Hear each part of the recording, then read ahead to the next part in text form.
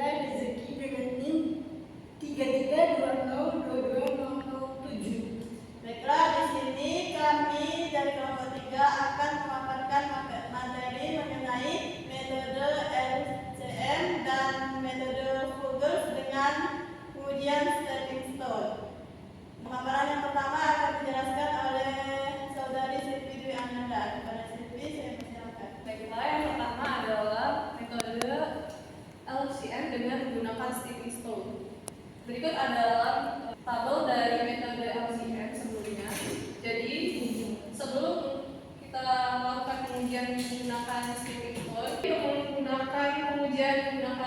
metode stepping stone, kita melakukan dua syarat dulu. Yang pertama adalah apakah semua alokasi yang didistribusikan ke bawah dan ke samping sudah sama dengan kebutuhan atau tujuan maupun jumlah kapasitas yang ada.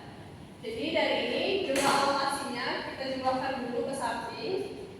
Dari 60 ditambah 40 100, kemudian 70, kemudian 40 ditambah 20 60, maka kapasitasnya ini memenuhi. Kemudian kita jumlahkan juga alokasinya ke bawah, 70 ditambah 40 110, 60 dan 40 ditambah 20 60, maka untuk persyaratan yang pertama itu memenuhi. Yang kedua adalah jumlah sel yang mendapatkan alokasi memenuhi syarat, yaitu dengan syarat M ditambah N dikurangi dengan 1. M merupakan baris dan N adalah kolomnya.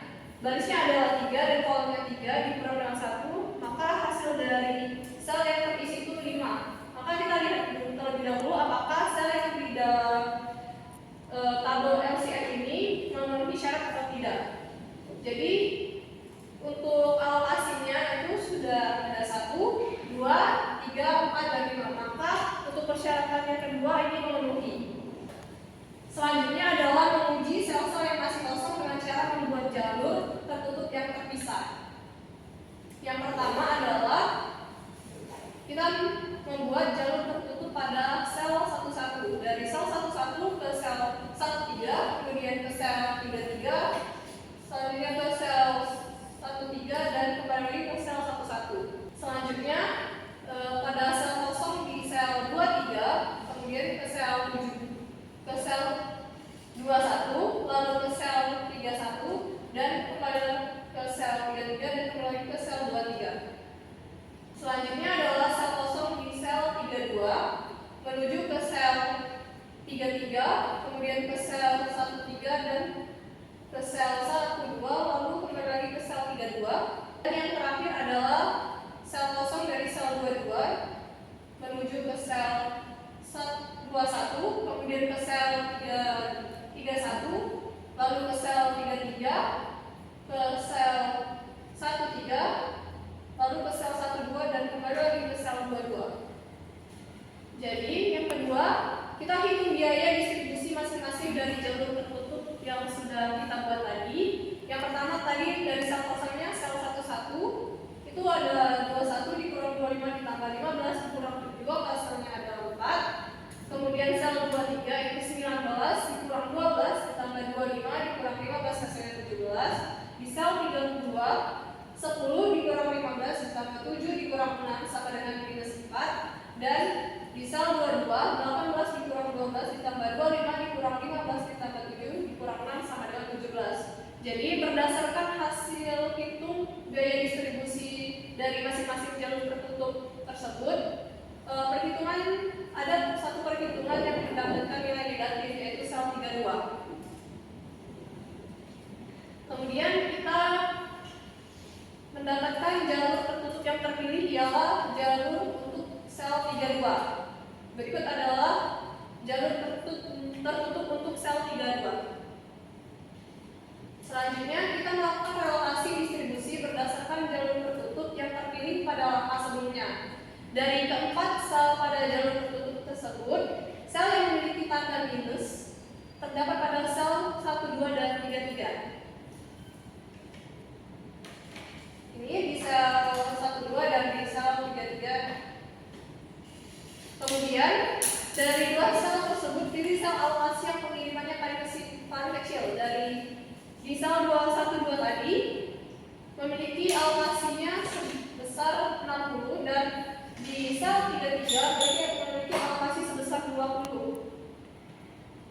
Jadi si sel 33 yang digunakan untuk alokasi pada jalur tertutup tersebut sesuai dengan tanda yang dimiliki pada setiap sel. Maka untuk sel kita melakukan relokasi di sel 33.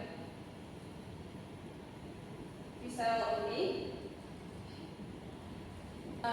ini pada sel 12 kita memiliki alokasi sebanyak 60, kemudian kita kurangkan dengan alokasikan ke sel selanjutnya, yaitu tandanya berubah jadi negatif, maka hasilnya 40. Dan sel 13 alokasi awalnya adalah 40 ditambahkan dengan alokasi selanjutnya yaitu 60. Kemudian sel 33 yang alokasi awalnya 20 kita kurangkan alokasi selanjutnya yaitu 20, maka hasilnya 0. Dan sel 32 pada alokasi awalnya adalah 0 ditambah dengan alokasi selanjutnya adalah 20. Maka didapatkanlah tabel baru yaitu sebagai berikut. Setelah mendapatkan tabel baru, kita ulangi lagi langkah pertama dan kedua hingga semua jumlah nilai pada jalur tertutup masing-masing sel kosong bernilai yang positif. Kita menguji lagi sel-sel yang masih kosong dengan cara membuat jalur tertutup yang terpisah.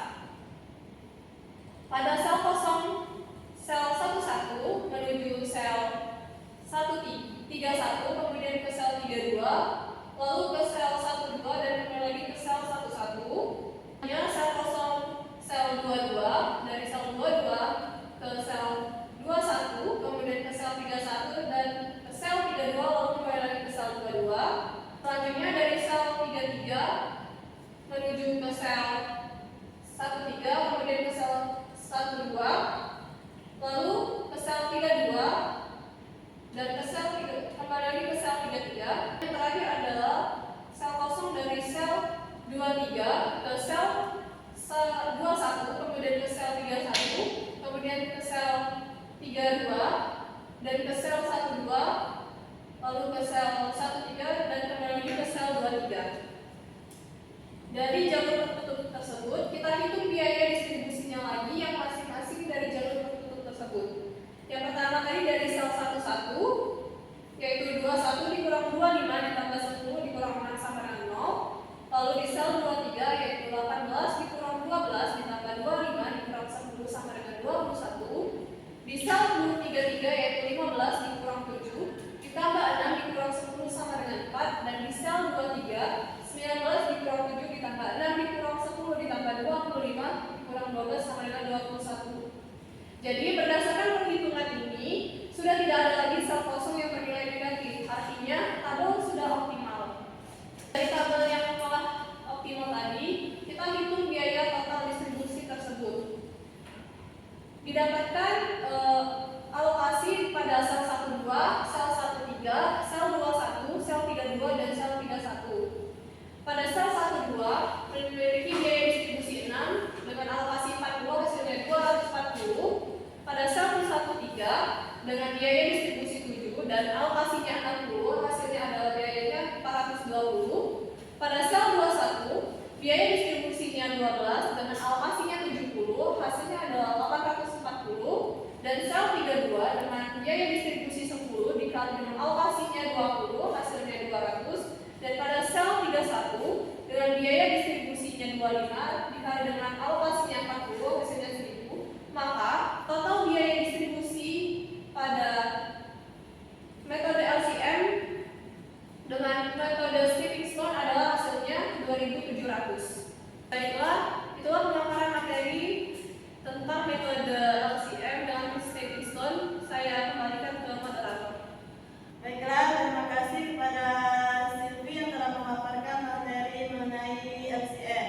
Sekarang kami akan memaparkan materi mengenai metode Google dengan stepping stone, di mana saya sendiri yang akan menjelaskannya. Yang pertama yaitu di sini kita sudah ada tabel awal yaitu tabel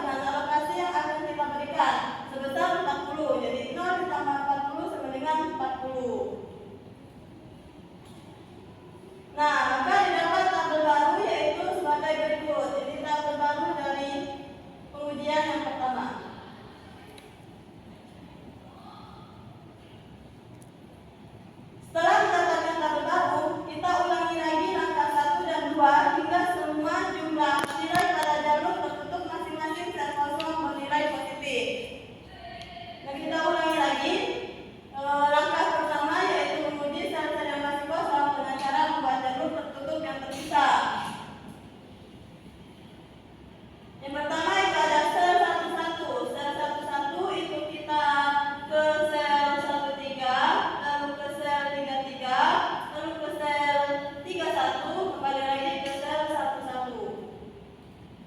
Selanjutnya itu ada sel 22. Sel 22 itu kita ke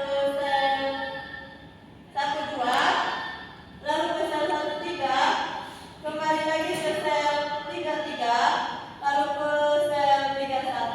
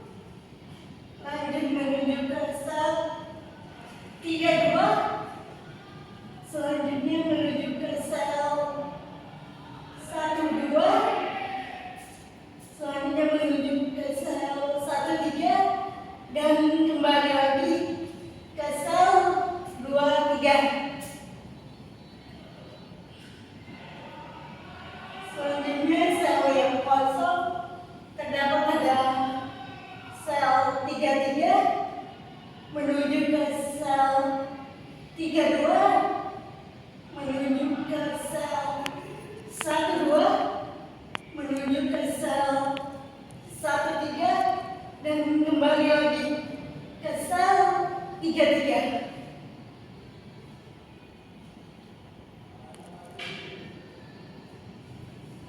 Setelah kita menghitung sel yang kosong, kita hitung biaya distribusi masing-masing dari jalur tertutup tadi. Pada sel 11 terdapat 21 dikurang 6 ditambah 10 dikurang 25, maka hasilnya 0. Pada sel 23 yaitu 18 dikurang 10 ditambah 25 dikurang 12, maka hasilnya 21.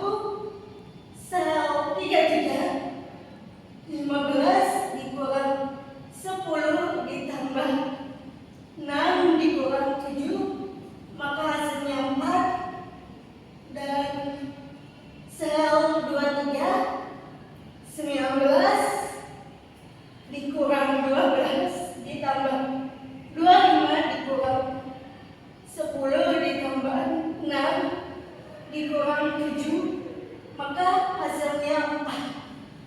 Dari sel keempat ini kita sudah menemukan titik optimalnya, karena titik optimal tersebut harus positif semua setiap sel. Setelah kita telah menemukan optimal, maka kita akan menghitung biaya total distribusinya. Yang pertama, terdapat ada sel 12 dengan biaya 6 dan alokasinya 40, maka biayanya 240. 6 dikali 40, biayanya 240. Selanjutnya terdapat pada sel 13 dengan biaya distribusinya 7 dan alokasinya 60, maka 7 dikali 60 yaitu 420. Selanjutnya pada sel 21 dengan biaya distribusinya 12 dan alokasinya 70, maka kita kalikan 12 dikali 70, dapatlah biayanya 840